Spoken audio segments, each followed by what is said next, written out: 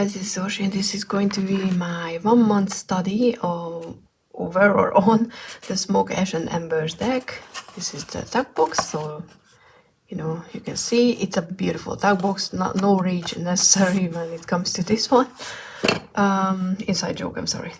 But this is a deck that I spent April working with, meaning I did daily pulls. I pulled only a few times that I did a reading for myself, but I did, all the daily pulls were done with this one. I read the guidebook and, spent more time with this deck than normally I would have. So I still think that, picking a deck for a month and doing the daily pulls now is something that I find useful. How I do the daily pulls is I just pull a card and I don't necessarily, think that whatever is depicted on the card is going to happen to me. Sometimes when I think about the card at the end of the day, I can see where the energy showed up. Sometimes it's very sometimes it's in a very obvious way, like chariot, as in traveling or cars, but sometimes it's just something that my mind was thinking about, or things came up that made me think about the meaning of the card. And sometimes it's just an idea of taking a deeper dive into the card itself, thinking about what it means to me, not as in sitting down and studying the meaning given by other books or something like that, besides the guidebook, but mostly just allowing myself to think through something that would come up when I would think about the Empress, for example. What does it mean for me to be in your power as a feminine being? How does it come? Who represents that energy in my life? Am I that person? If not, do I want to be? If not, why? Blah blah blah. You can go down that rabbit hole. But I love that this was the one that showed up, because yes, I keep extra cards in my decks, and this one has these two lovely dragons, and I always feel like if there is no explanation given for the card, then I usually take it as how it makes me feel the first time when I saw it. And with this deck, and I think with most Stephanie's decks, I just kind of feel like it's a connection to the higher ups, so the divine, to use big words. I don't even know what I want to talk about in this video. I just know that I love this deck, but the important part for me with this deck is that because how much I love dragons and how much this deck means to me, it's pretty much my soul deck. I mean, look at that.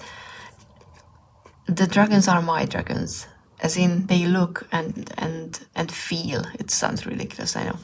How dragons could and should look and feel. And for that reason, I kind of put this deck on a pedestal. And what I did was not using it. When I had the prototype, I was using it a lot because it kind of felt like, oh, I'm waiting for the real one, which was not even true, because that deck, even if I would never had this version, I could just use that deck and it would be still amazing, because the cardstock is really great, and the illustrations are exactly the same. So that was just something that I told myself, and that made it actually easier to use the deck. Because with this one, as soon as it arrived, I was just like, oh, my soul deck is here. And then I didn't use it because it was just too much of a hurdle to get over it. Because how would you use your soul deck for a reading about why do I feel so crappy today? Those are not questions for a soul deck, which is ridiculous. I know, you don't have to tell me. I know exactly what you're thinking, and I agree. But I still did it anyway. I gravitated towards other decks because I kind of felt like these decks should be only used in proper settings and proper readings. And of course, Murphy is my friend, so I went through enough, just like I think all of us at the beginning of this year, or ever since I had this deck, that I just didn't do those big readings, not in the positive way or the or the ones that I had in mind that I would do. So this deck wasn't used, and that's why that was one of the reasons why I picked this one to be my be part of my 12 decks for 12 months experience, or experiment, because I wanted to work with it.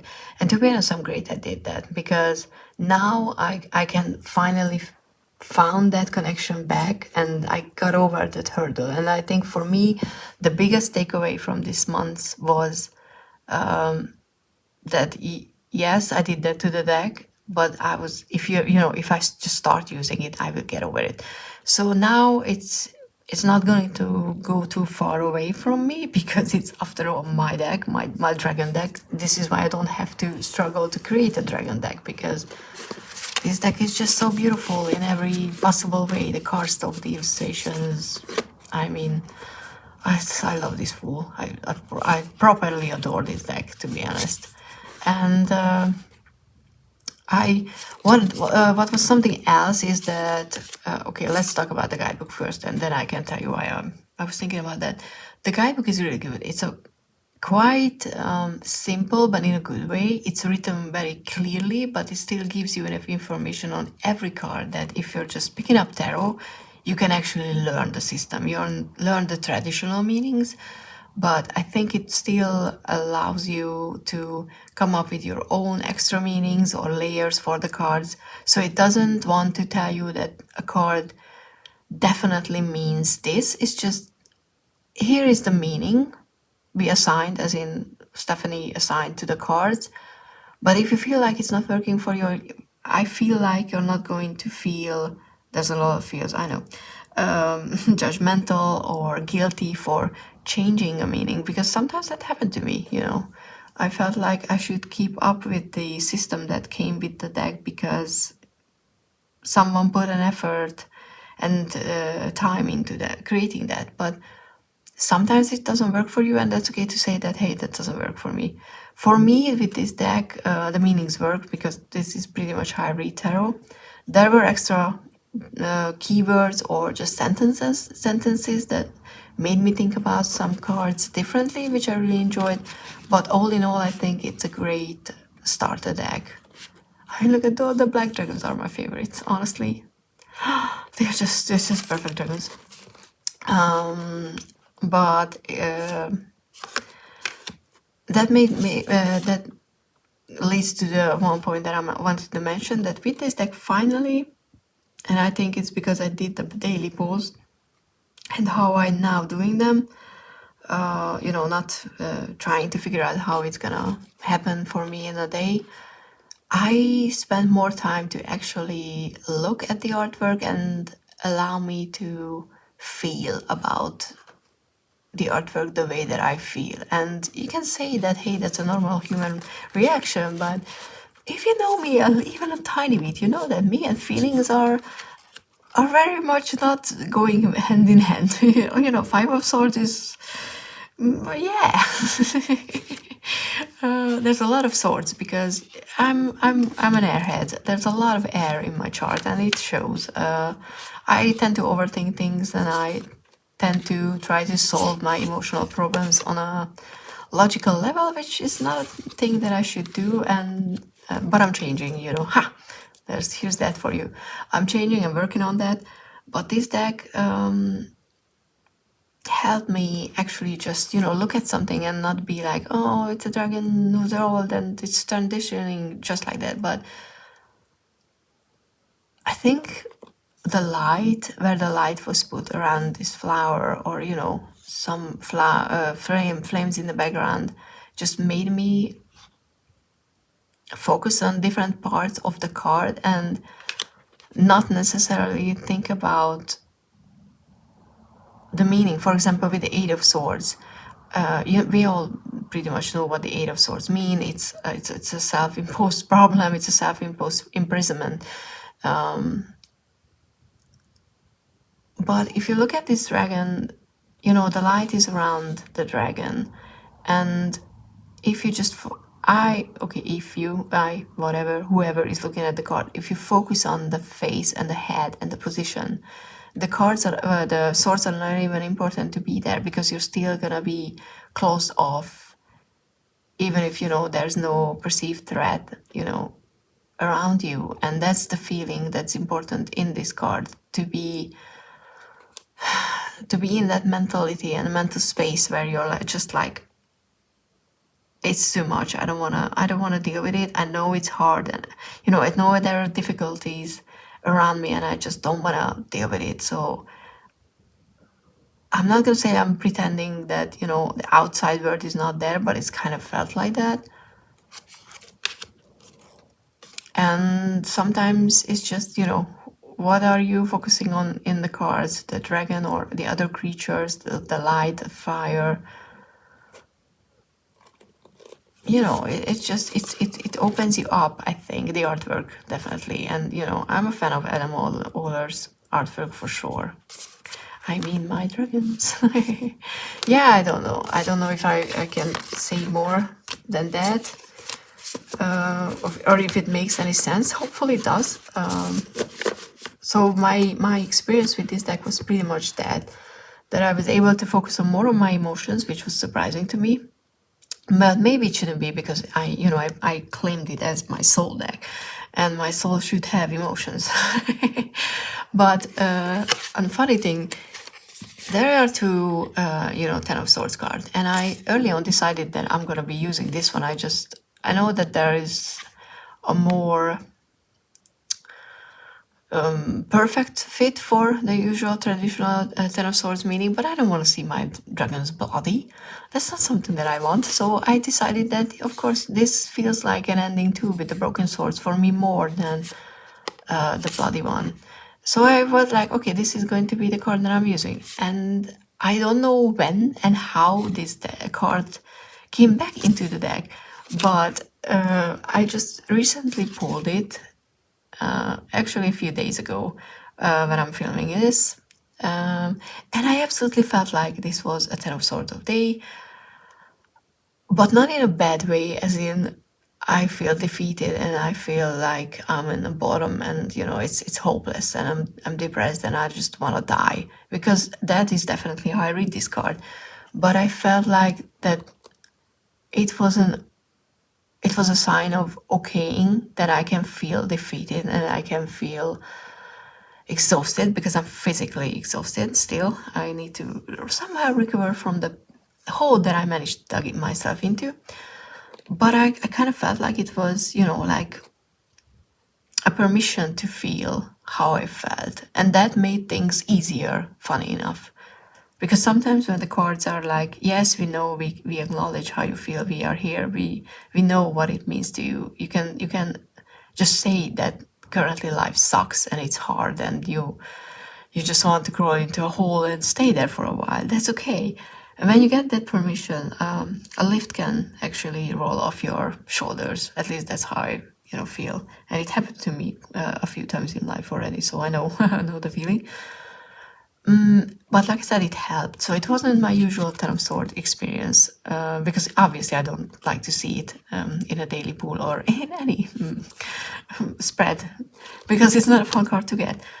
But I didn't even realize that this was the other card that I decided not to use, and I'm still going to put it away, I think. But maybe I will keep it inside, because today when I was doing the daily pulls, I pulled this card and I was like, it's not good for this day. I don't feel like, you know, a Ten of Swords that much anymore. Until I realized that, hey, it's the 1st of May and I should be using a different deck, which gave me a full, by the way. So it was kind of a nice transition from one deck to the other. But it kind of felt like the deck was just reminding me that, hey, you know, it's you're not supposed to use me now. Now it's the end. The month is over. So I kind of felt like that was funny, and it just shows that me and this deck has connection. But yeah, also there's a pre-order for the new Thistletown Oracle, and I used it a few times. So I just wanted to put it here, because they are really working nicely together. Because look at the Ten of Swords and down. I can't remember because I only used it a few times, which card pairings were exactly, but I know that for this Ten of Sword, I got the Intrigue card. This, oh no, Contentment, sorry. The Intrigue was with Seven of Cups, which was, you know, a fun pairing as well. But I got a Contentment with this Ten of Swords, and I kind of felt like this made the meaning, this one, the meaning even more clear, because it didn't tell me to be content with feeling miserable. It's just that, you know, be in that moment and acknowledge how you feel and be okay with how you feel. It kind of gave me that reinforcement of the reading, or I don't even know how to say it. But yeah, so I might use the Ten of Swords now, and I can, you know, actually feel a difference, a lighthearted one, so to speak, for a Ten of Swords, and a more serious one. But that will, you know, be decided along the way. But I think this is all a new month, new deck. It's gonna be the Antique Anatomy, the Hungarian edition, so I will have to read through the guidebook for sure, because I don't have the English one. But yeah, I think that's all. I hope this is useful. I like doing these videos because I think it's useful to talk about decks in the longer run. Obviously, I came into this experience with knowing that the deck would work for me, because I already used the prototype for months before this one came into my collection. But you know, this is the actual deck that I'm using, and I had a problem using it because of, for all the reasons that I mentioned, and maybe that is useful for some of you to hear about. So yeah, thank you so much for being here. If you like dragon decks, go get this one, because this is the perfect dragon deck. Okay, it's perfect for me. Oh, come on now, devil. Don't do that. Yeah, exactly. The devil is, you know, coming up, and it should come up. But yeah, thank you so much for being here, and see you in the next one. Bye.